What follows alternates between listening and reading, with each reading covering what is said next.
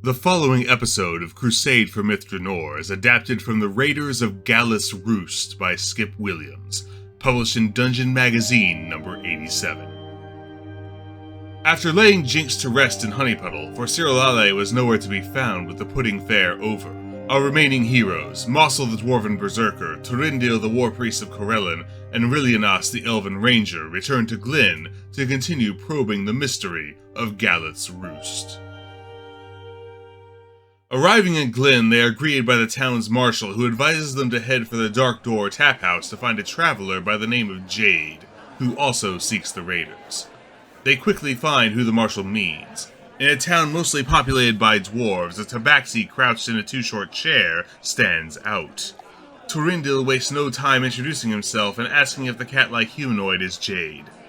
She answers in the affirmative, and they quickly compare notes on the bandits, the party soon offering to join forces.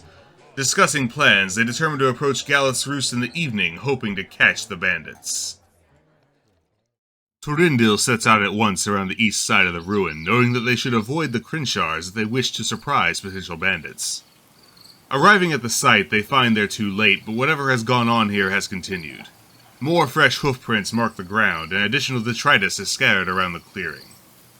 Proceeding south to the grave site, the party finds the third grave dug up and the bones picked clean. While the others go about investigating the site, Massul throws a bag of candy down the sinkhole in tribute to fallen Jynx. Regrouping, Túrendil observes their limited options, noting that exploration of the ruin would be better done in daylight. Jade advocates waiting in ambush, so the elves extinguish their lights and they settle in among the trees, the tabaxi climbing one. Our heroes don't have long to wait before they notice they are being hunted. Túrendil is the first to see in the still bright moonlight that two of the Crinchar from the nest to the northwest of the ruin have picked up their scent and are stalking towards the group. He begins banging his sword against his shield in a bid to frighten the creatures. The rest of the party joins in and scare the Crinchar off to find easier prey. With nothing the rest of the night save a few chance encounters with wildlife, day begins to break.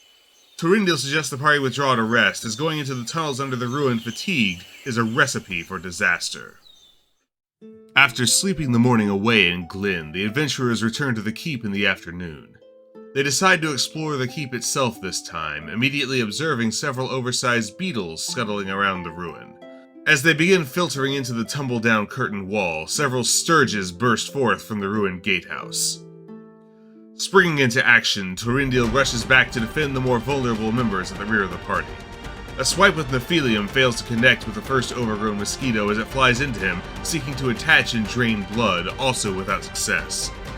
Jade darts around the warpriest, seeking to exploit the Sturge's distraction to get in an attack of her own, only to find a second Sturge buzzing around the corner and entangling itself in her fur, plunging its proboscis into her shoulder. Drawing a careful bead with their tiny assailant so close to her allies, Rill fires a pair of arrows at the Sturge buzzing around her childhood friend. The first goes wide, but the second strikes true, slaying her target. At her call, Limp dives upon the second one, biting it nearly in two with her beak, and spraying Jade's blood that had drained all over the poor catfolk. No further threat presents itself as Túrendil checks on their new companion's health, and she in turn complains of the bloodsuckers. Moving further into the keep, Rilyanasse marvels at a large, seemingly well-maintained oak tree growing from the center of the now roofless central structure. As she looks askance at the tree, slightly suspicious that it would be tended and trimmed in such a place, an acorn comes hurtling out of the upper boughs at her, striking the ground nearby. Looking up at the source, expecting a squirrel or similar, Rill is startled to see tiny draconic wings disappearing behind the trunk. She calls out a warning to her companions. Hey guys, there's like some little dragon looking thing in this tree over here. Ignoring her, for he is a dwarf who has found a hole, Massul peers down a staircase leading down into the ground, examining the top for traps, finding none. That done, he comes to see what Rill is whispering about, seeing nothing in the tree. He scoffs at the elf's story of an acorn-throwing dragon. Having seen the thrown acorn but not its source, Túrendil moves into the ruined building, approaching the tree. He peers up into the branches while circling the trunk, but sees nothing, as does Jade. As the priest of Crusade turns to leave, a small voice booms from the tree. Who dares disturb the grave of Galath the Raider? The elf returns a smart remark, firmly believing that it is not the voice of a ghost. You have come to steal Galath's treasure, have you?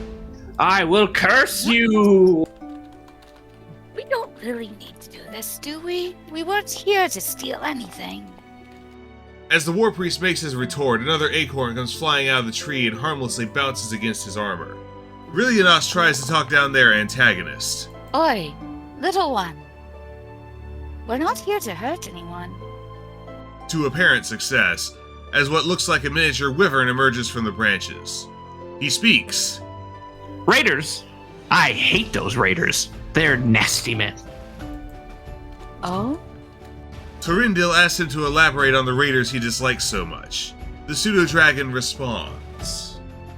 I would be happy to tell you. I suppose.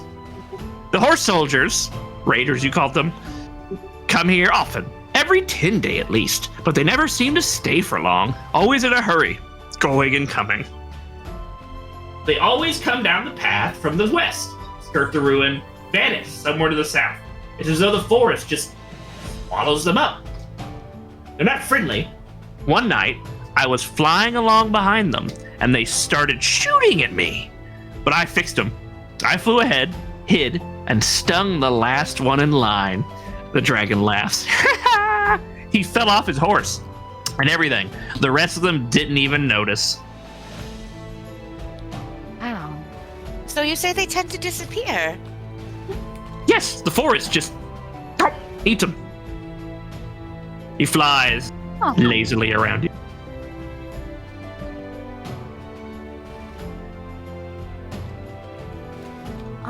Do you like human?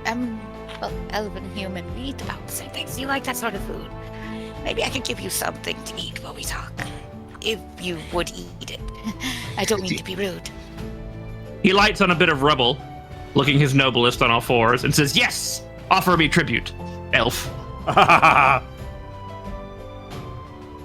As you would, sir. What should I call you? So as to be respectful and all. My name is Rosso, and this keep is my kingdom. Well, thank you for allowing us to be guests in your kingdom, Russell. Indeed. There is many secrets beneath. Oh? Yes. Until recently, there was a man-eating vine in the sinkhole to the south. And the bees, the bees, with their honey. I have seen a few of the large bees about. They're quite lovely specimens. Oh, they are. Mean as can be. Why, I think they killed a bunch of the kobolds that were trying to get at the honey. Oh, there are kobolds about here too? Yes, in the caves underneath the keep. They're probably the ones that took that dumb horseman after I stung him good. Oh. So concludes this episode, but the adventures of the Crusade for Myth Drannor are far from over. Join us next time as we delve the caverns beneath Galath's Roost.